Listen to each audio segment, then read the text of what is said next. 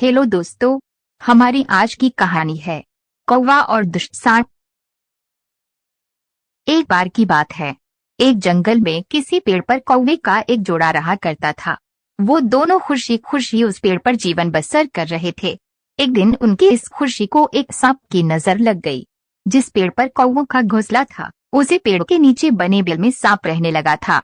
जब भी कौवों का जोड़ा दाना चुगने के लिए जाता, सांप उनके अंडों को खा जाता था और जब वो वापस आते तो उन्हें घोंसला खाली मिलता था, लेकिन उन्हें पता नहीं चल पा रहा था कि अंडे कौन ले जाता था। इस प्रकार से कई दिन निकल गए। एक दिन कौवे का जोड़ा दाना चुग कर जल्दी आ गया तो उन्होंने देखा कि उनके अंडों को बिल में रहने वाला एक सांप खा रहा है। इसके बाद उन्होंने पेड़ पर किसी ऊंचे स्थान पर छुपकर अपना घोंसला बना लिया।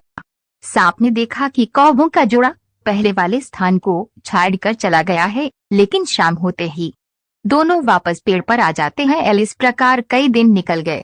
कौवा के अंडों में से बच्चे निकल आए और वो बड़े होने लगे। एक दिन सांप को उनके नए घोंसले का पता चल गया और वह कौवों के जाने का इंतजार करने लगा।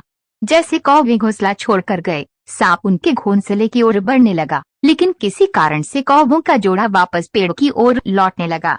उन्होंने दूर से ही सांप को उनके घोंसले की ओर जाता देख लिया और जल्दी से वहां पहुंचकर अपने बच्चों को पेड़ के ओट में छुपा दिया। सांप ने देखा कि घोंसला खाली है तो वह कौवों की चाल समझ गया और वापस बिल में जाकर सही मौके का इंतजार करने लगा। इसी बीच कौवे ने सांप से पीछा छुड़ाने के लिए एक योजना बनाई। कौवा उड़कर जंगल से बाहर बने एक राज्य में चला गया। वहां एक सुंदर महल था। महल में राजकुमारी अपनी सहेलियों के साथ खेल रही थी। कौवा उसके गले में से मोतियों का हार लेकर उड़ गया।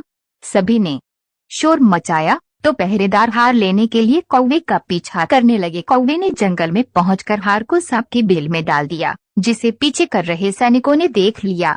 जैसे ही सैनिकों ने हार निकालने के लिए बिल में हाथ डाला तो सांप फुंकारता हुआ बाहर निकल आया। सांप को देखकर सैनिकों ने तलवार से उस पर हमला कर दिया, जिससे सांप घायल हो गया और अपनी जान बचाकर वहां से भाग गया। सांप के जाने के बाद कौवा अपने परिवार के साथ खुशी खुशी रहने लगा। कहानी से सीख, हमें इस कहानी से ये सीख मिलती है कि कभी भी निर्बल का फायदा नहीं उठाना चाहिए, साथ ही मुसीबत में समझदारी से काम लेना चाहिए।